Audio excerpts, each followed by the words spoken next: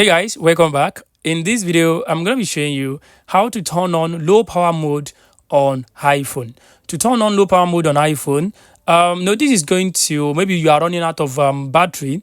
It is going to, once this low battery mode is turned on, it will reduce the performance of your iPhone.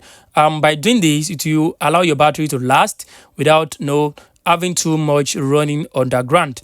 So guys, to turn this on, I want you to go to the settings on your iPhone. So let's go to the settings. So once you get to your settings, this is the settings of my iPhone. I want you to scroll down and look for where we have the battery. So we have battery here. So I want you to tap on battery.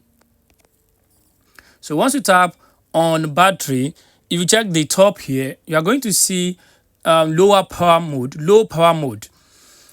This low power mode temporarily reduces background activity like downloads and mail fetch until you can fully charge your phone. It will allow your phone to last longer while running on low battery. So this low power mode is turned off. I just want you to tap on this low power mode. Once you tap on it, it will turn on the low power mode. As you can see, the low power mode now is turned on my device. So guys, this is how you can actually turn on or enable the low power mode on iPhone. I hope this video helped you. Thanks for watching.